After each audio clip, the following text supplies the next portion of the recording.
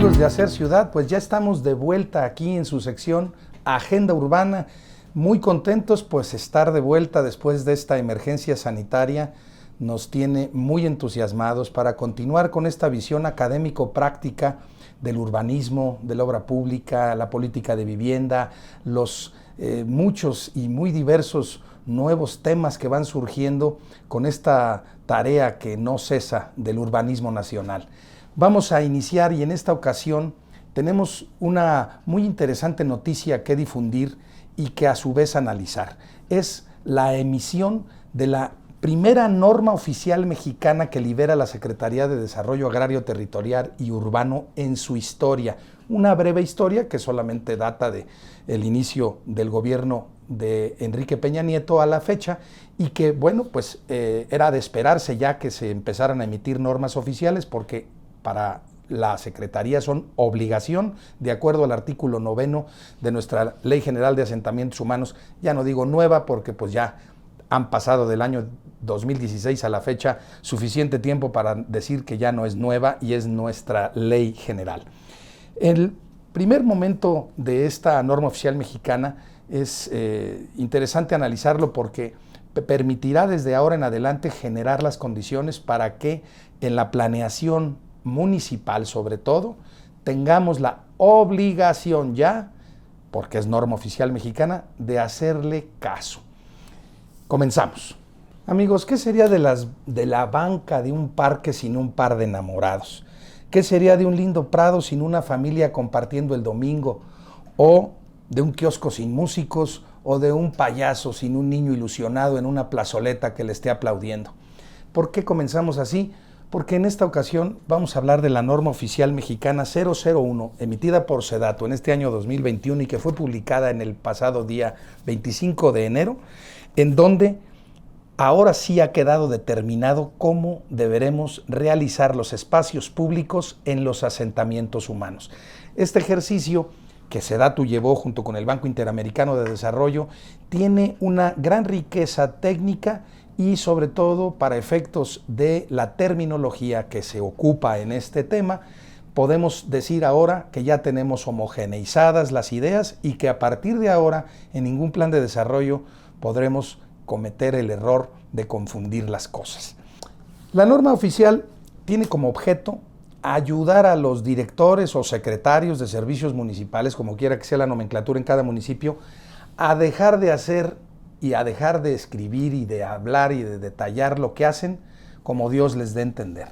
¿Por qué? Porque esta nueva norma oficial mexicana tiene tres objetivos. Homologar la terminología en los planes y programas de desarrollo urbano y generar un vocabulario común. El segundo objetivo es homogeneizar los contenidos y metodologías en materia de espacio público que permitan su entendimiento y correcta aplicación en las autoridades de los tres órdenes de gobierno, porque vamos a ver que las jerarquías,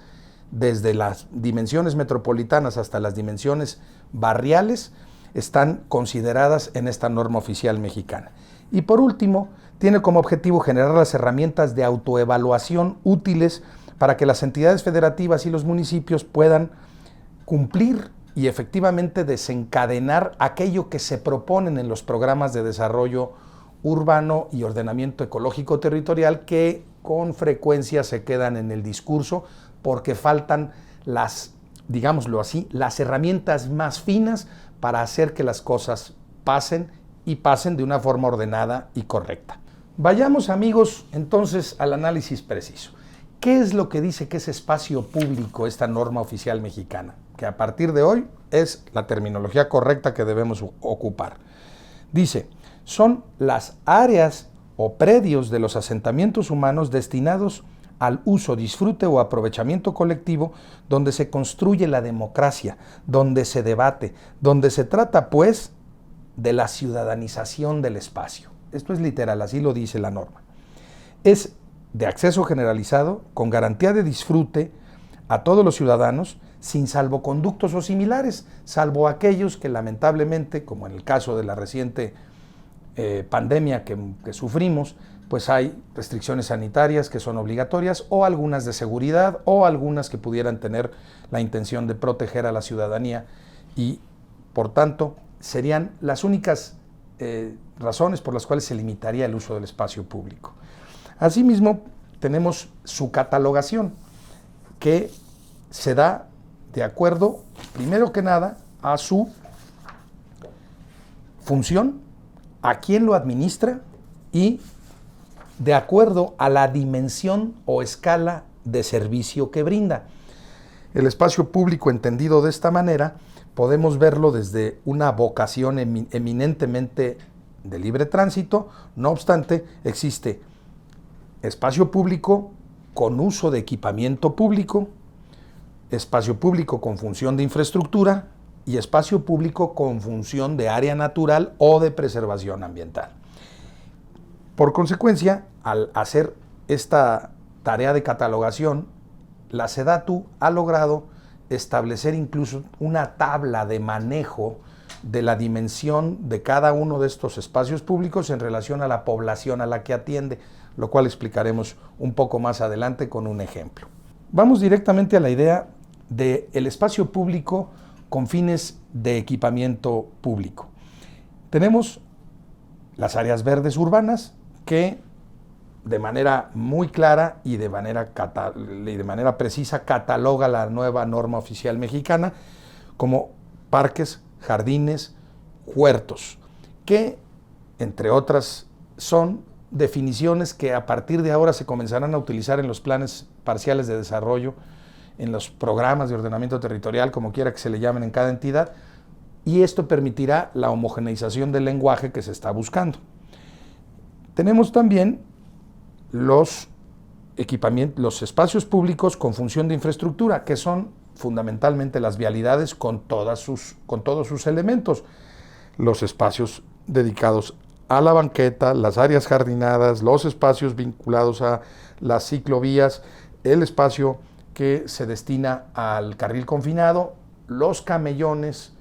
y obviamente el arroyo de los carriles de circulación. Indiscutiblemente que la función de espacio público que juega la vía pública, las vialidades de conexión, tendrían su manejo correcto y más desarrollado en el manual de calles que también emitió SEDATU hace ya 2 años y que esta norma viene a complementar con una suerte de herramientas y de conceptos mucho más precisos. Tenemos también el concepto de espacio público de acuerdo a quién lo administra y evidentemente cada orden de gobierno tiene sus espacios públicos federales, espacios públicos estatales, espacios públicos municipales, pero además la nueva norma oficial hace un distingo de lo que es el espacio público metropolitano de administración metropolitana, lo cual también lleva a la circunstancia de reconocer un tipo de espacio público administrado de manera público-privada, que también viene a consolidar algo que en la vida real sucede, o ha estado ya sucediendo frecuentemente, pero que no tenemos debidamente regulado y que siempre nos lleva a tener que pedirle a los ayuntamientos que concesionen algunos espacios públicos a empresas o personas para lograr patrocinadores que se vuelven en mecenas, que procuran que esos espacios públicos que tanto cuestan al erario público mantener en buen estado, pueden resultar ser una forma de capitalizar impuestos de esas personas en favor directamente de espacios públicos, de espacios concretos en las ciudades. Esto lo vemos estupendamente porque de verdad permite que ya la forma en la cual jurídicamente se van a dar las maneras en las que se permitan estas concesiones, por ejemplo, pues sea de lo más transparente y de lo más claro y nos olvidemos de cualquier otra cuestión político-administrativa. Por último, hablo del espacio público entendido o desde su escala, desde su dimensión, en relación a la cantidad de personas a las que brinda el servicio. Y entonces encontramos en la nueva norma oficial mexicana una tabla que pues yo advierto pues sencilla de comprender, que va pues obviamente escalando de dimensión, de cantidad de superficie en relación a cantidad de personas a las que atiende. Les pongo un ejemplo. En la ciudad de Querétaro se está perfilando la creación de un parque urbano muy importante de 180 hectáreas, al cual se le ha denominado La Queretana. Muy parecido al concepto que se logró en la Ciudad de México, en la zona de Santa Fe, llamado La Mexicana, y que pues pretenderá ser el Central Park queretano, el espacio nuevo después de muchos años de no haberse dado en la ciudad un espacio público de estas dimensiones y que ahora se pretende crear. Y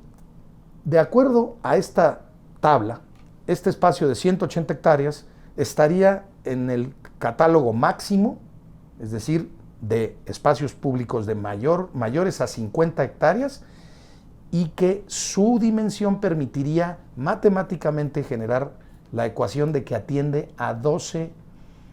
kilómetros a su alrededor, en un radio de influencia de 12 kilómetros,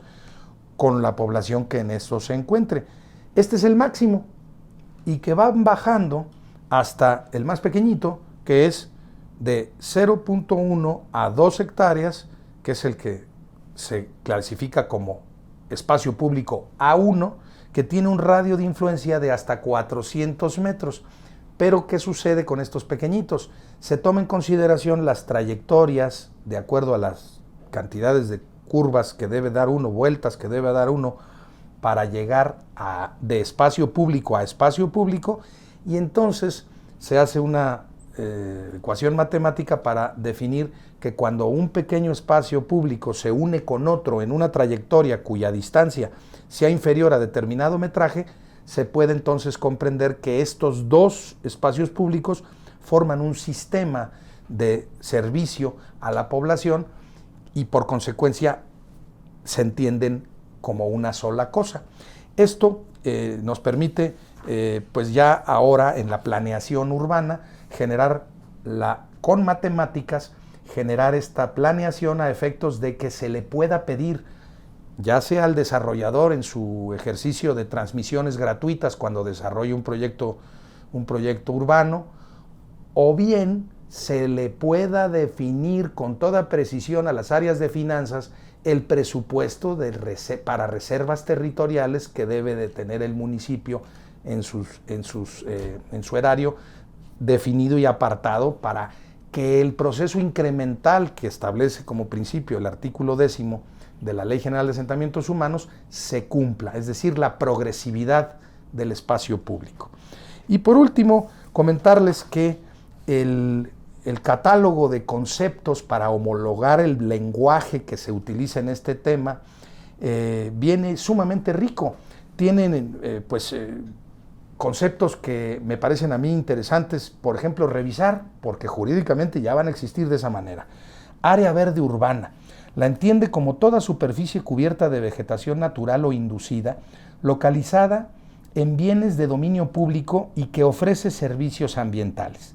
También se refiere a la parte o subdivisión de un espacio público específico que cuenta con vegetación dedicada al esparcimiento, decoración y conservación.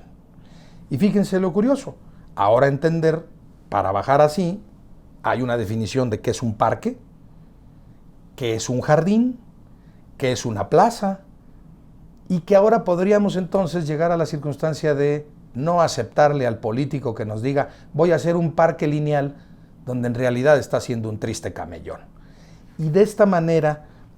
ahora podremos decir, es que no lo hiciste o no hiciste eso que dice la norma, y tengo derecho a pedirte que si dijiste que era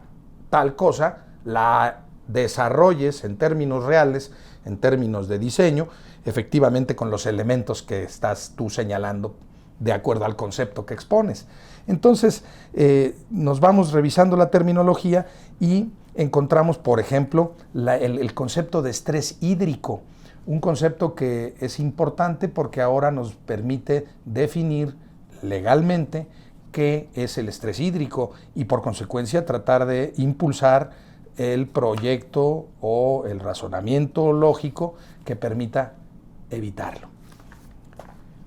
Por otra parte, tenemos, por ejemplo, un concepto que me parece a mí muy interesante, que es el del biciestacionamiento, un asunto que ha venido teniendo ciertas discusiones en todo este tema de la movilidad y de la red particularmente de no motorizada, en donde estos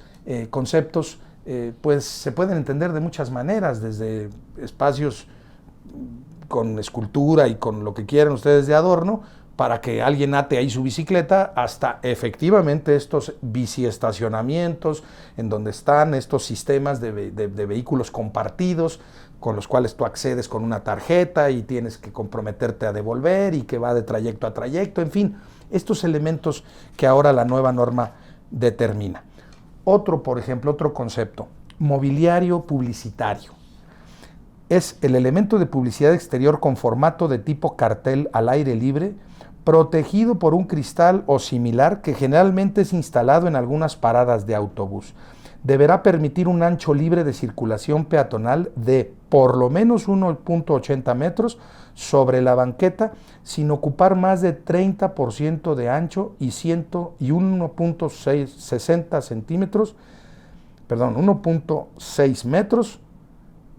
si es mayor. Un concepto interesante, ¿no? Que se suma, por ejemplo, al concepto de pabellón, que es una pequeña construcción aislada consistente en una techumbre o plano horizontal que sirve generalmente de refugio y que también es llamado dosel. O otro concepto, el parasol, que es el objeto plegable para dar sombra parecido a un paraguas, pero generalmente más grande y con un soporte que permite apoyarlo en el suelo. En fin, viene el concepto de luminaria, viene el concepto de parquímetro, el concepto de juego infantil, por darles algunos de los ejemplos que vienen. Y luego vienen otros elementos que tienen que ver con los elementos o componentes intangibles o de zonificación. El área deportiva, que es un área de ejercicio, que es un área infantil, que es un área para perros, que dice que es el espacio donde los perros y sus dueños pueden interactuar en un ambiente controlado que ofrece las condiciones adecuadas de seguridad y confort para todas las personas, incluyendo a los usuarios del espacio público que no usan esta área. Hoy en día que nuestros queridos amigos peludos están comenzando a sustituir ese sentimiento familiar que tenemos por los hijos, y que en ocasiones cuando la familia se queda sola, los padres de familia se quedan solos y con el nido vacío, pues los perritos vienen a resolvernos esa necesidad de dar amor y de recibirlo, tan importantes hoy en la casa de muchos mexicanos. Por ende, amigos, celebramos la liberación de esta norma oficial mexicana, de esta primera norma oficial mexicana de Sedato. Lo celebramos sinceramente porque, pues, verde que te quiero, verde, ¿no? Este poema, este canto de García Lorca que usamos frecuentemente para referir a la intención de que algo sea fresco, esté limpio, o que sea verdadero, que esté en su lugar, no muy acorde con efectivamente el contexto del canto de García Lorca, pero verde que te quiero, verde. Queremos mejores ciudades con espacios públicos dignos, suficientes, con dimensiones que verdaderamente resuelvan la necesidad de la gente, para poder generar una convivencia que nos permita replantear, revivir, retomar, restañar el tejido social a partir del buen uso y el correcto diseño del espacio público. Así fue, amigos, como hemos decidido retomar nuestro espacio Agenda Urbana y hacer que México y que nuestra querida comunidad de urbanistas y de diseñadores nos vuelve a escuchar. Aquí vamos a volver a estar cada mes, esperemos cada 15 días, con estas cápsulas aquí en su sección Agenda Urbana.